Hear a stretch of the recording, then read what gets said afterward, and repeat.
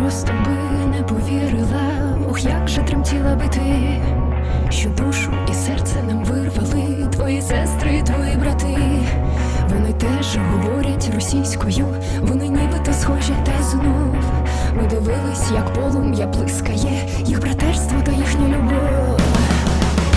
І Москва летить, ваші танки у вогні, вам ніколи не зламати наш запал на цій війні, бо ми не одні.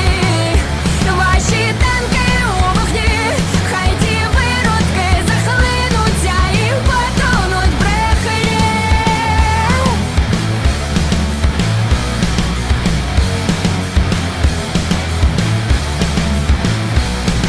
Ти просто би не повірила, сказала би маячня, що в нашому мирному й тихому місті розвернеться нова чашеня.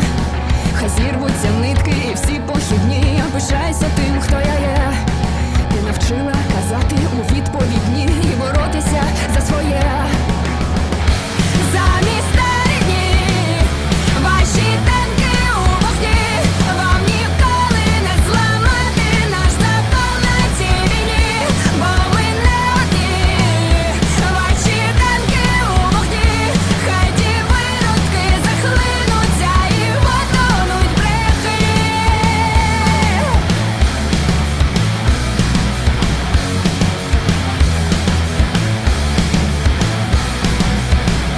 За вас усі тюльпани червоніють навесні, як тільки згадаю крізь роки, на що ви гідні. Кремля яскраві стіни побудовано з брехні, а чесним сильним людям жодні стіни не потрібні. Замість рідні, ваші танки у вогні, вам ніколи не зламати наш запал на цій війні, бо ми не одні. Ваші танки у вогні, хай ті виродки захлинуться і потонуть в брехні. І потонуть в брехні. І потонуть в брехні. І потонуть в брехні.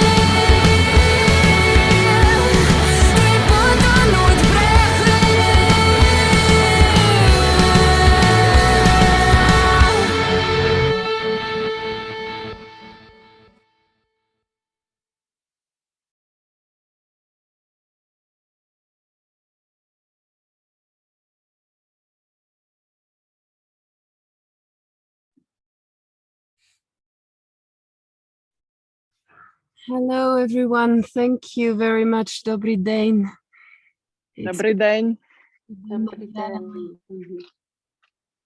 It's been a little while. We haven't been talking after the dance.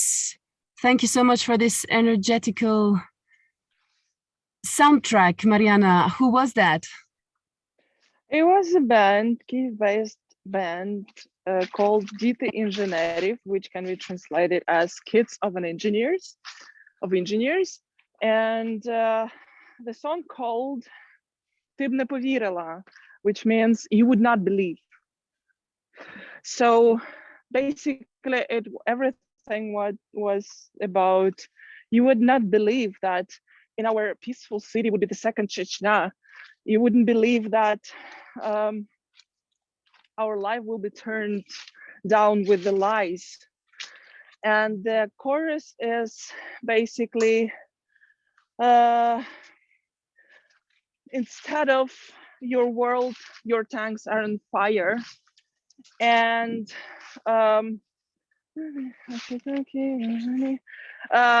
and you will never break our courage on this war, and you will drown in your lies. Basically, this is the chorus. So this is for me, it is a very motivative song. When I heard it first time, there was like a basically description of everything that happened for the last 7 months, and basically nobody would believe that this would happen, and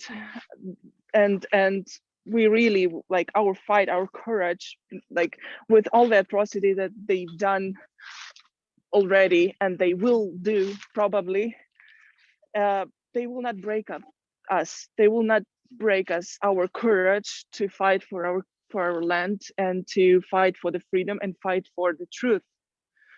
Because everything, a lot of with what we are fighting is also a lies, fakes, and everything connected with. And basically, I like that the phrase from the song that your big red crumbling wall is built on lies and blood, which is true. I have a question quickly. When was the song written? I don't know, but it was released in summer. Okay. I'm not sure if it was written before, but it was released in summer, July, I guess. Yeah, okay. Marianna, so after it all began. I just have a technical request for you. Would you mind not moving too much, like staying somewhere? Because we kind of sure. lose you, have you, lose you, have you. I don't know how the live streaming is, but it's easier to have you like fixed somewhere. Yeah, I'm just have this energetic injection on me after the song, so yeah, sorry. But what is your main emotion these days? Basically, yesterday I think I was really anxious. I was really anxious because of not because what Putin announced yesterday. We knew that it will happen. It's not, it means nothing to us. It means nothing completely, because they claim to join Zaporizhia, but they control part of that region. They don't control Zaporizhia city itself at all. And that morning when they were signing, they killed 30 people in Zaporizhia. They literally killed 30 people in a humanitarian column. So, but what I was anxious about is that now, as they perceive those regions to be theirs, part of Russia, they will use even more deathful weapons. And our intelligence also considers the possibility of them using the tactical nuclear weapons is very high. This possibility is very high. And basically, I didn't want to believe this song is very kind of portrayed my mood, because I didn't believe that the war itself will happen. 21st century, bombing the cities, it's crazy. It's outdated already. Outdated, I'm sorry. It's you can't do that. Why would you do this? But it happened. So for me, it's like yesterday was accepting that there is a very high chance it will happen sooner or later. They will use a tactical nuclear weapon, because basically all the things they do, like throughout their history, they want to they act like they want to make people be scared. Yesterday it worked on me, because when people are scared, they're submissive, like they are in Russia. They all are scared. If you saw the protest was not anti-war. The protests were anti-mobilization. Nobody wants to die themselves. They want to watch some Ukraine die and they are being great on the TV. They don't want to die themselves. They don't want, they are afraid to be, if they refuse to go to mobilization, they are afraid to be in prison, because they know how they're afraid of being in prison, because they know how many torturers are in their prisons. And so they're using these tactics of I will finish right now. They're using these tactics of make people scared, like by bombing the Kremenchuk shopping mall. It's basically make Ukraine be so scared of their weapon to just go to our government and say, please, let's just give our land away to Putin. Just because we are so scared of those attacks. The thing is that he is so sure that it works because it works inside of Russia, but it doesn't work in Ukraine. We're getting really, really mad after those atrocities happen. We donate more to our army. Everybody are doing, more than we did before after those atrocities, because we have completely opposite reaction on those atrocities.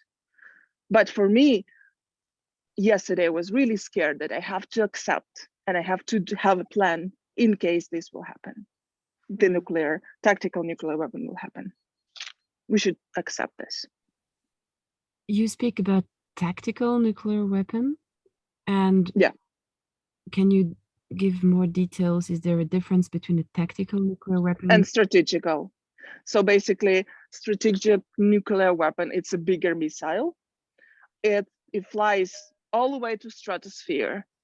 So we have and it's created to basically target New York. So it's so powerful and so and it's very hard to intercept this rocket because it goes to stratosphere. So basically, this is like low chance that they will use the strategic one because it's like the amount of number of kilometers that divides us. It's not as big to use that one. But they will use the tactical one, and tactical one, they're different. So the ones there are ones that are in the underground tubes that are like going from there. There are some of those who can be used in caliber missile that already they use in calibers to attack Ukraine since the beginning of the full-scale invasion, and they can be based on the ships, it can be based on the planes, on the jets. So it's probably harder to track those because those nuclear rockets, they're stored somewhere separately from the other rockets. So it's probably just harder to track that logistics. So for me, the tactical nuclear weapon, it's something that can destroy the city. It definitely will have this nuclear cloud that only depends on wind. Nobody knows where it can go. But the good part in this is that the nuclear elements that are in this missile, they are dissolving very fast. And within 3 days, it's relatively safe to go outside and to continue living.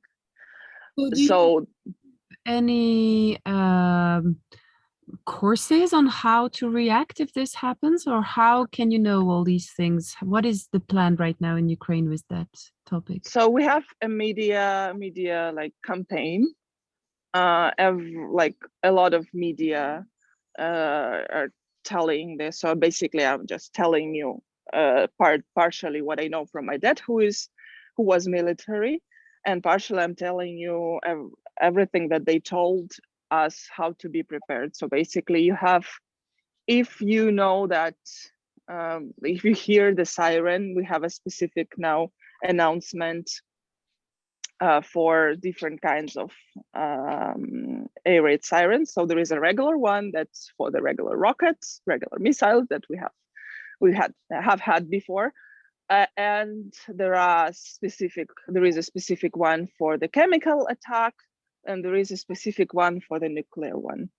And basically, you have a certain time to hide, and better to hide underground. But if you if you don't have those 5-7 minutes, you better to be at home, far from the windows, somewhere not on the last floors, but in the middle of the building. And then after you had 2 waves of destruction. You have 10 minutes before all those chemicals falling down, the nuclear one. So you still have, if you haven't died from the explosion itself, you have 10 minutes to go somewhere underground and stay there for at least a day, at least 24 hours, but the best option is 3 days. So this is the plan. So basically you always have to have, everywhere you go, you have to have a certain amount of needed things for 3 days, which is problematic, because like if you're a freelancer, you probably work at home, but if you work in the office, you should definitely have 2 options. And still not everywhere. For example, my parents' house doesn't have a very close shelter, so it's no way that they can make it in 10 minutes. So this is my main concern right now, my parents and my mother-in-law,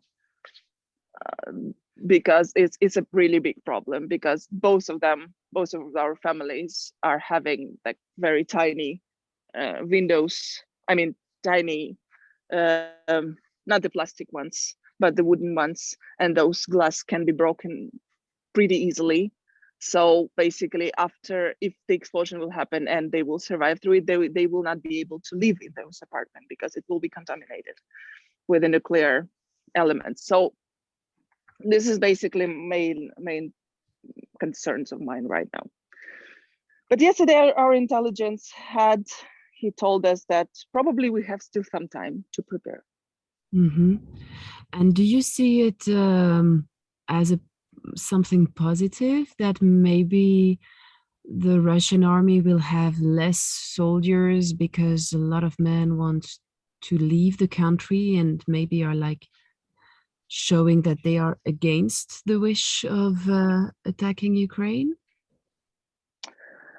The main thing is that there are those kilometer lines, like 20-kilometer lines in Georgia, that and to Finland and to Kazakhstan. They don't even take away the Z letter from their cars. So there were supporters inside of the country, and they are still supporters. They are still, even if they're not supporters, they basically, how many of really protests of those, because there was a wave of migration of Russians right after the whole thing started. How many anti-war protests done by Russians have you noticed going on in Europe? There was anti-Ukrainian one. There was like, please support Russians as well. But how many anti-war campaign, anti-war protests done by Russians have you seen?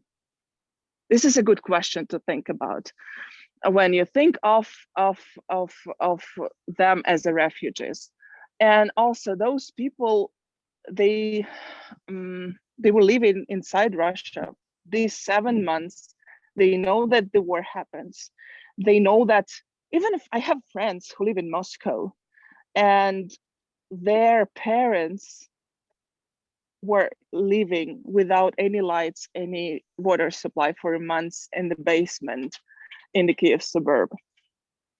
And she was still like very positive. Okay, it will somehow, it will go away. So this was her mood. She didn't do any single thing to help her parents, anything, except she was calling me and when she was not able to connect to them. And she was like, Marianna, do you know anything? What is in this area? Because I cannot really, I didn't have a call with them for several days. So she was stay in Moscow after the Kiev region was liberated, and her parents went back to relatively normal life. And she was still there. Now I contacted her, and like my friends contacted her. I didn't, because for me it's complicated. Like morally, I can't stand the person who just sits and does nothing. So, but my close friends we contacted her and like asked Marina, you like, how do you feel about this whole mobilization thing? And she was like, you know, I believe that good people in Russia, there are more of those good people in Russia than the bad one. But my husband is basically the first one to be called because he has the military, he's in reserve. So basically he's the first one to be called. And she still don't want to do anything about it. And they believe that it will somehow it will be sorted out by itself. So they don't want to do anything because basically, but they accept, at least they accept that Russia invaded Ukraine for the second time and everything.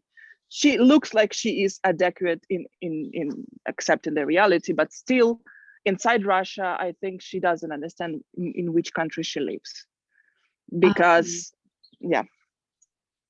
I have heard some of these testimonies as you just shared that actually, and it's quite logical, every Ukrainian person almost has been or knows people who are in Russia, and the other way around as well.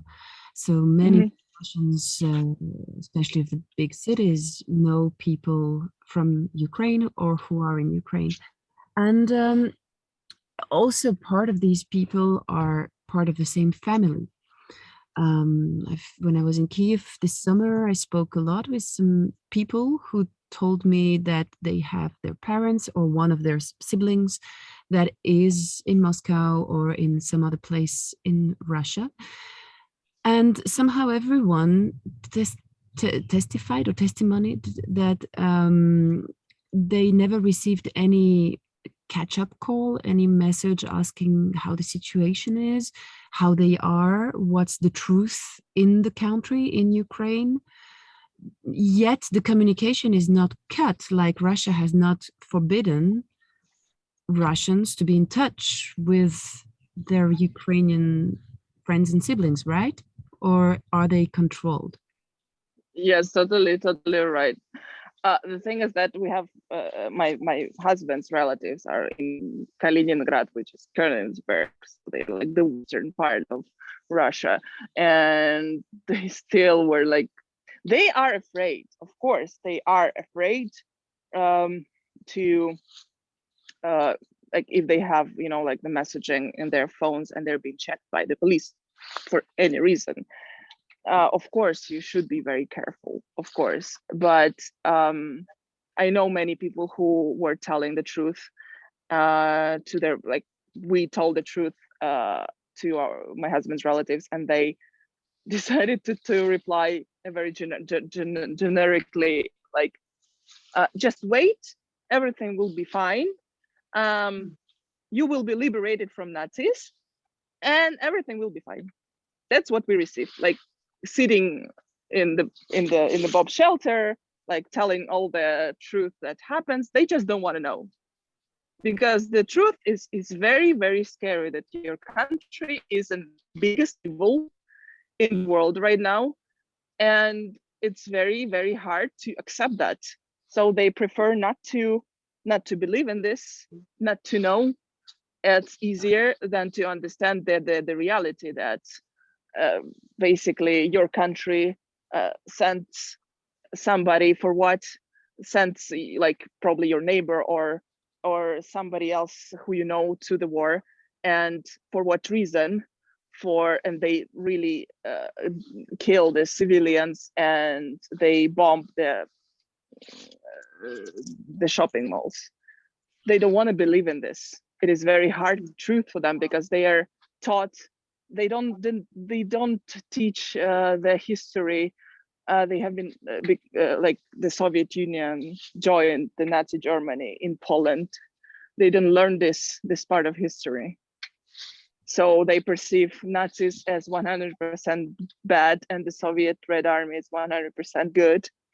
And they don't know about how many rapes were happening in Eastern Germany after the Nazis capitulated, and they didn't know. So for them, they are great, they're good, 100%. They can't accept that their army did such atrocities as in Bucha or in Izum. So there's So, and those people are coming. Those people are coming now from the country just not to be sent to war, just because war, because they were, you used to call this is a special military operation. It sounds similar. It sounds simpler. It sounds less dangerous. It sounds less disturbing. But when you receive so many, these notes to be drafted to army, so you have to come to the punctum, the place for mobilization. It sounds kind of disturbing because the war, probably it is the war, and that's why they run away. That's why, because this is related already to them. When it was on the TV, it was fine to them. They even on the protest, on this anti-mobilization protest in many cities, they would, okay, go to the war. You Putin, go to that foxhole, I think it's called, when the military dig the holes underground from like to protect yourself from artillery. I think it was foxholes. This is how it's called. Trenches. Mhm. So basically, Putin go to trenches. So they are fine with trenches, overall. They don't want to go themselves there. So you go, but not me. No, thank you. So this is the mood there. They're just running from not being responsible, not taking part of it, because they don't feel responsibility for their country. It's Putin's job. Somebody else is guilty for that. And also many people there believe that this is a common West fighting with the oligarchs. So it's not their war. It's not their really responsibility, because we kind of okay to be just great, and something is happening. We see on the TV that we are strong and great, but we don't feel the responsibility for it. We why would we feel? Because somebody else is fighting there with Ukrainians, with Nazi Ukrainians. Somebody else killing them. So we feel like strong nation. We feel kind of great about it. I don't know. I can continue about it forever, but please direct me somewhere. Yeah, we'll have a little breath all together. We also need to digest the information you're giving to us. I was I wanted to come back to two things you said, but I also would like to ask Thomas, Carol, Ruth, if you do have any questions to Marianna.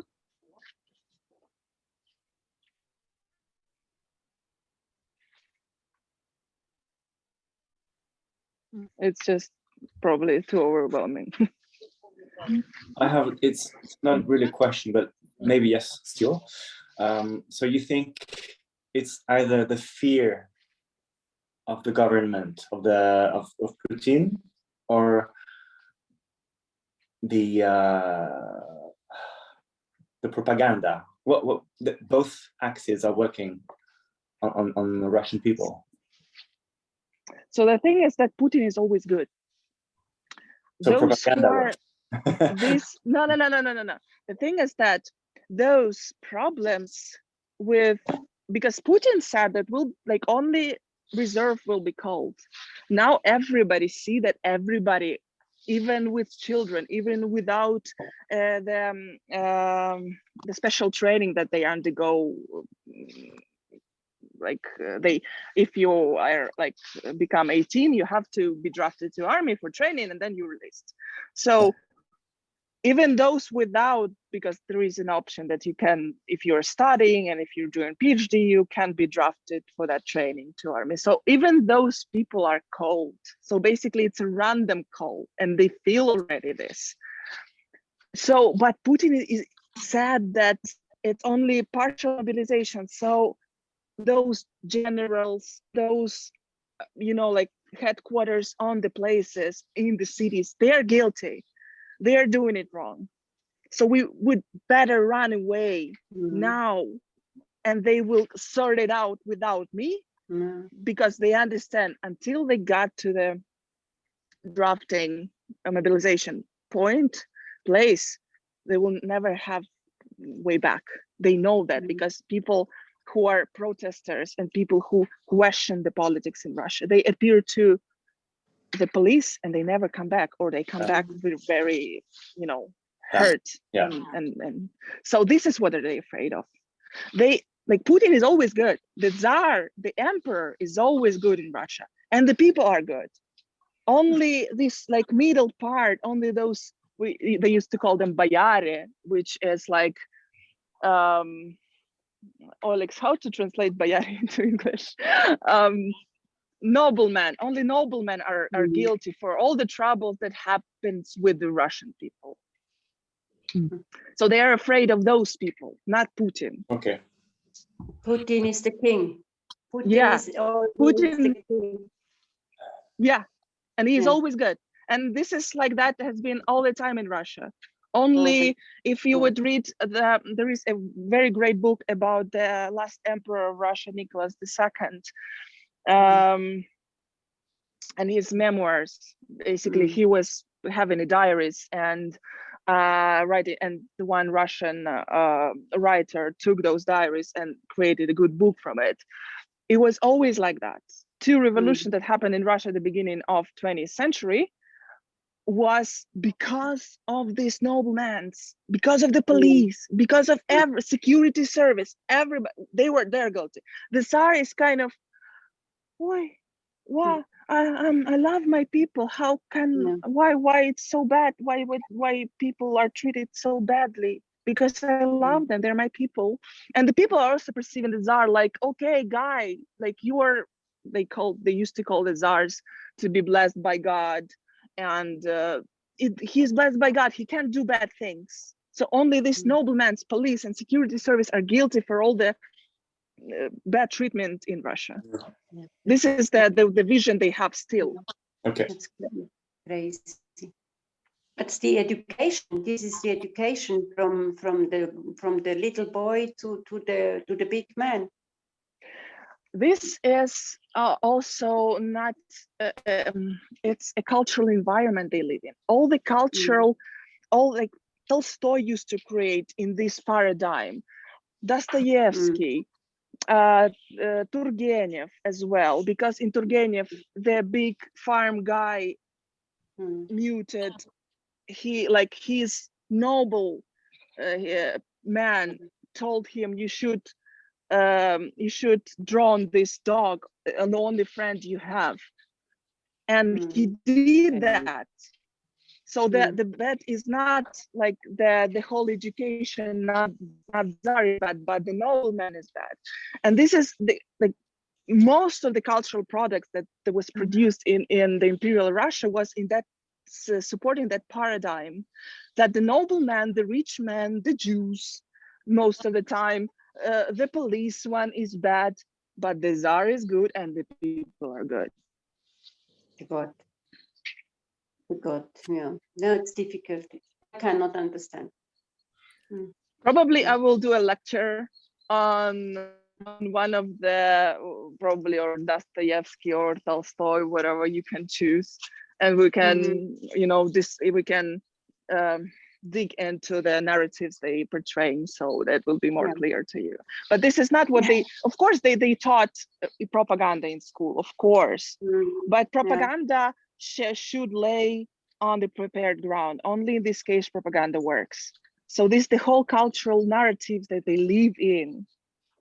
And, like they are saying that we have a great examples of great culture. So how come learning the Tolstoy, Lermontov, and Dostoevsky, and Pushkin, and everybody can beget a rapist in Bucha? How come? How come this? And then you can find a very nasty poetry of Lermontov, of the like just beginning when he was drafted into the army, about rapes happening in the Imperial Russian army, and it was precisely described in the poetry, how bad and how mistreated the local girls on those occupied territories that they were based on. And for me, it was a discovery because I didn't know about that poem, Ulansha, that happens. And yeah, this is another topic of a discussion. Yeah, it's an interesting one. And I was wondering if you think that like the communities of Russia that are being sent to war right now, like Buryats and these folks, do they have access to that culture? Do you think that this culture is part of their education, or that they... Of course. Like, you can't study something different in Russia. You will be imprisoned. You have a program. You have a strict program. They everywhere. They implemented that program even on the occupied territories because the school year just started. They brought a lot of teachers from Russia. Those teachers encountered with the problem that Ukrainian kids doesn't know Russian because they know Ukrainian. So those teachers brought from Russia can't really communicate and understand the kids, and the kids can understand the teacher because the kids don't know Russian. But they burned the books in the libraries, the Ukrainian one. They brought their books with them to study kids on the occupied territories. You have access it even here during the war. It's ubiquitous. Just a little question about this language thing, because as we know, in the eastern part of Ukraine, there is also, and mainly in some regions, the Russian-speaking language. So when you say that the Russian teachers come and they have a problem because the kids don't speak Russian, which regions are you talking about? About the same regions, because the school teaching in Ukraine is mandatory to be in Ukrainian. And that was a big problem with Russia in 2014, when we said, okay, you can have a voluntary, like you can have English, you can have German, French, Spanish, or Russian, if like as a second foreign language. But the schools in Ukraine should be Ukrainian. You should be taught in Ukrainian.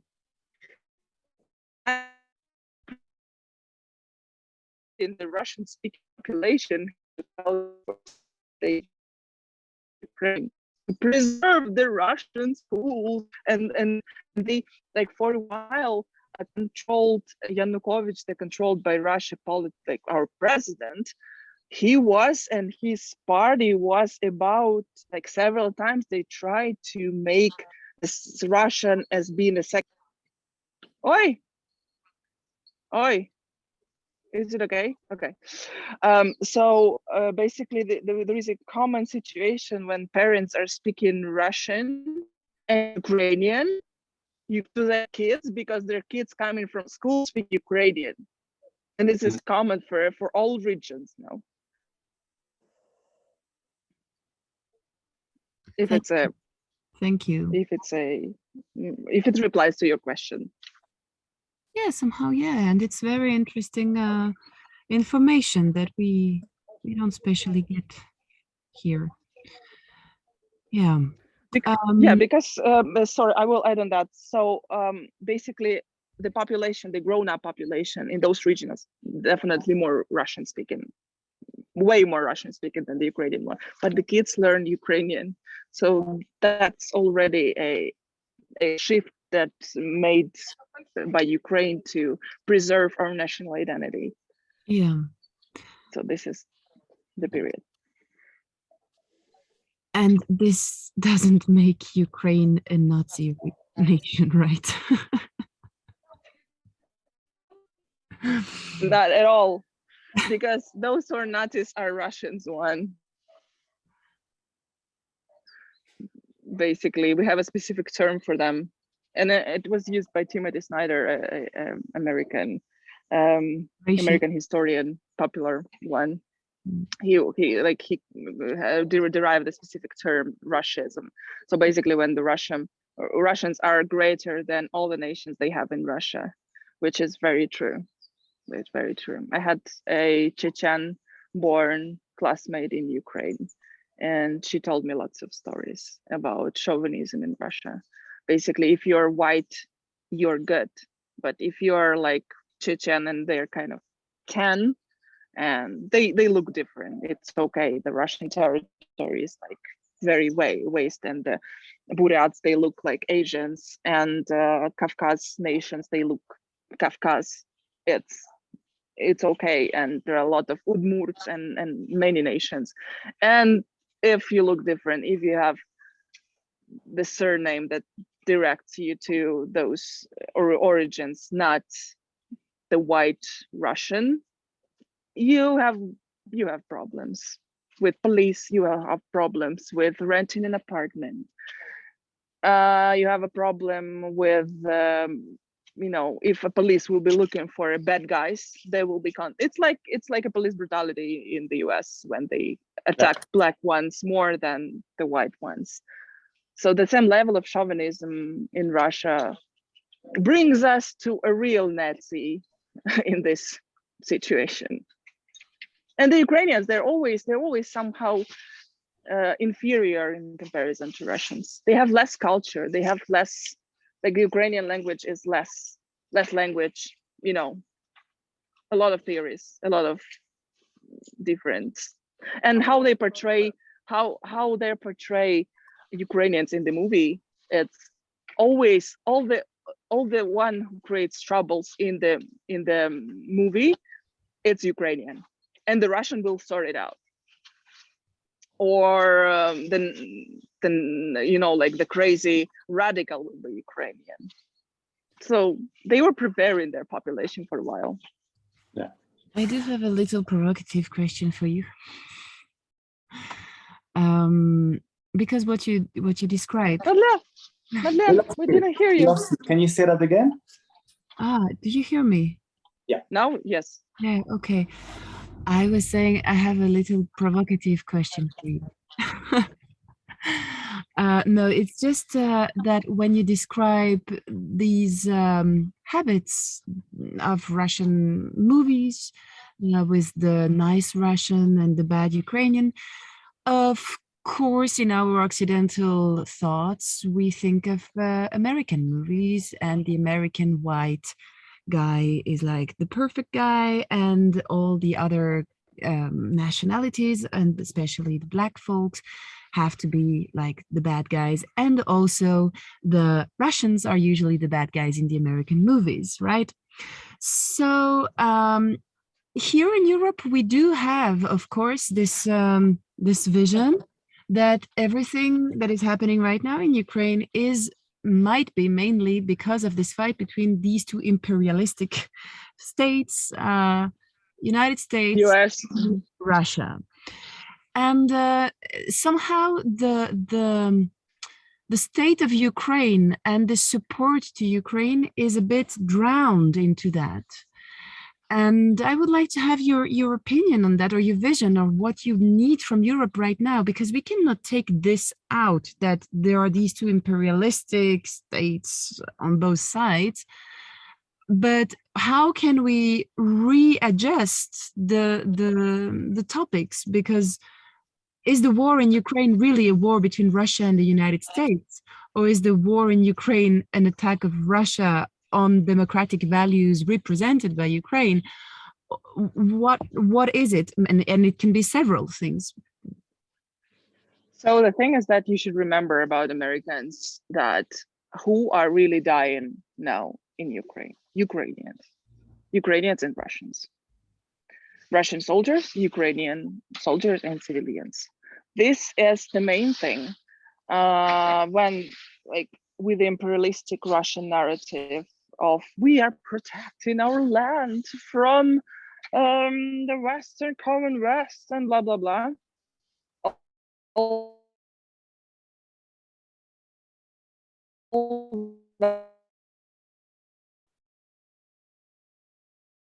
that we have American base here. It's just not true. And for very first month, American kind of waited until we finally fall, and we will, you know, like be kind of submissive to Russia. They will, like, because they were like had that bad situation with Afghanistan when they like flooded them with guns and weapons to protect the democratic values, and then they realized that the local Afghanistan population doesn't really want those values, and it's basically were for the US a big trouble. So they didn't want to support Ukraine with a weapon for for a month. We were begging for that. The second thing, the democratic values. Even comparing the US and Russia, they have similar approaches and doing international geopolitics and international their, you know, influence. The thing is that the US, if the US had lost 50,000 people, their government will be already thrown away several times. Russia doesn't care about anybody. It's already almost 60,000 soldiers killed in Ukraine, and they don't care. Nobody, like the government, their family, no, the families probably care, but some of them are buying new cars for those money received for the dead soldiers, member of their family, and they're happy about their cars, and they're being shot in the propagandistic videos.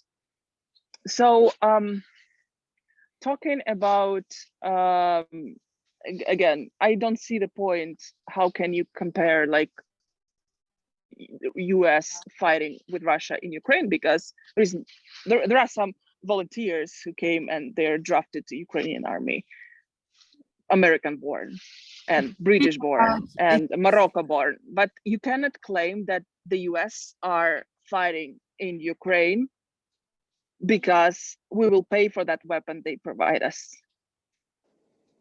You know, like you can't just, we don't have as much factories for producing weapons, and most of them have been bombed and destroyed already by Russia. And we need to have weapon. So we are asking the country who has weapon to provide us, then all the next generation will be paying for that. So we don't perceive that as, you know, like giving up from the US. We understand that we will give those money back, but then the democratic values, again, the value of life is I think in the core of democratic world. And we are caring about, we in Ukraine care about every single soldier that still is in captivity in Russia.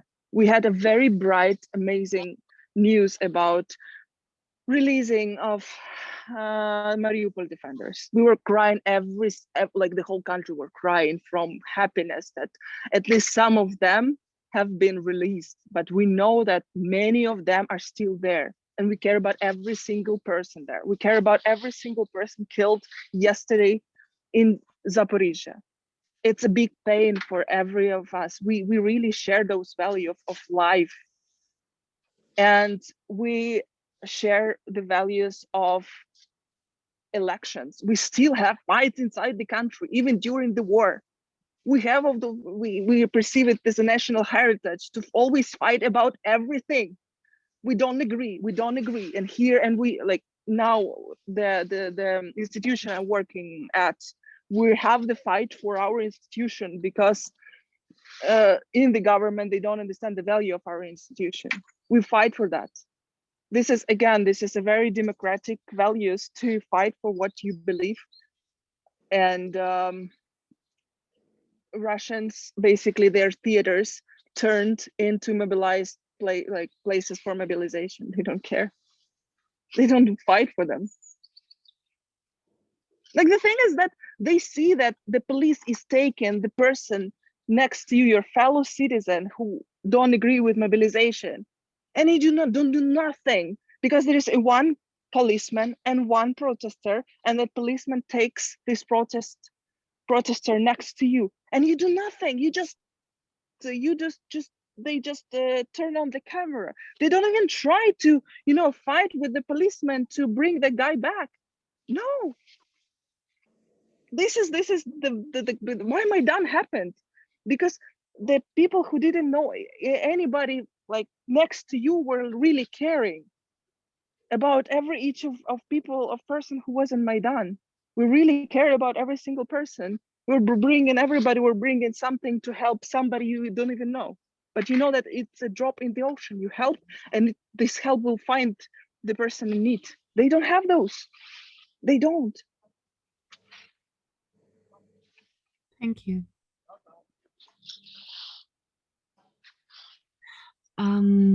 You just were a few weeks. For me, it was going to be the last question. Maybe then also Carol has some. You just were a few weeks in Europe for a job in Vienna. How do you feel the coming back to your home place, which is on war? It is very hard. I didn't know that it would be so hard, because here you spend a lot of your emotional resource on being all the time alert, all the time hearing the sirens, those loud sounds. In Europe, I knew that I'm safe, so I had like the sound of helicopters disturbed me for a little while, but I got used to it because I knew that I'm safe. But coming back, I really all the time feel very sleepy and very always tired, because I start spending a lot of resource on being alert, and this always the guilty feeling that somebody is dying there for you, somebody is defending you and your peaceful life here in Kiev, and you always do not enough. You always do not, like, because for like I don't have a salary because I took the vacation, unpaid vacation, so I have to wait for that salary. I can't donate. I can't, and this is a very disturbing feeling. They can't donate, and I can't. You know, I have to come back to work and help the Dovzhenka Center and do the job, but I'm not helping them. And this is a very taken a lot of resource from me, really a lot of resource, because I always have this feeling of, because I see how many people are dying, and I know that offensive, counteroffensive that our armies do now is always a lot of soldiers. More soldiers are dying because when you defend, it's just easier on them. So knowing that feeling and living in that all the time really takes a lot of resources. And I didn't know that it would be so hard for me. But you know, we adapt. We're human. We adapt, and I got used to it for these 2 weeks that I'm here, and it perceives like normal. Normal feeling of being guilty. Normal feeling of being guilty and grateful. This is grateful feeling when I see the soldiers on the streets, especially the tired one, especially around the train station. Probably they came from somewhere. It always, I have this feeling of crying, but I can't cry, and I can't say anything. I want to say thank you, but this is just such an overwhelming feeling. I can't say anything, so I'm just crying and watching them. We even created this sign of how to say thank you when you don't feel comfortable to say something. We just do this and looking at the soldier, and this is kind of something. How can you transmit that feeling of overwhelming gratefulness that you have to that person?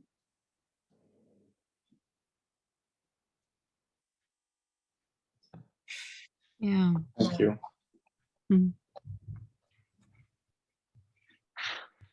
I think I have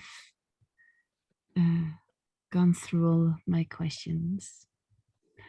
And maybe Thomas or Carol has some more. I don't think I have many other questions either. Thank you very much. Thank you very much, Marianna. Yeah. You're well welcome. Thank you for listening to me and giving me that opportunity to share the feelings, because really sometimes we're here in Ukraine, we're like, we all sharing those feelings, and we don't always talk about those feelings because it's all understand, like yes, I know, yes, I in this I know. So, and when you all are like that and you're all alert, you don't always talk about this, but it is very important to talk about this, and it brings a relief. So thank you very much for being a very good listeners and very active listeners, and empathetic listeners. Thank you very much. And Thank you again. We continue releasing every day the overloaded emotion with some rest, movement, some drawing. We strongly believe, we know, and each one of us knows, you as well, Marianna, how much doing this is like a healthy way of being able to hold it through the distance. So that's why we join. We join to show our solidarity, and we join to remain also on track.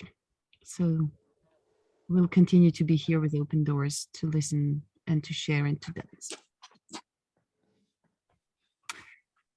So till then, Thank you. Have a safe trip. Yeah. Have a safe trip. Yeah. And thank you very much. And Thank see you you. soon. See you. See you soon. Yeah. Bye. Sending you warmth from Ukraine, because today we have 18 degrees and it's very warm. You see, in a t-shirt. Sending that to you. The rain that is here over me is taking it in. Thank you. Bye-bye. Be safe. Bye. Bye. Take care. Bye. Bye, everyone.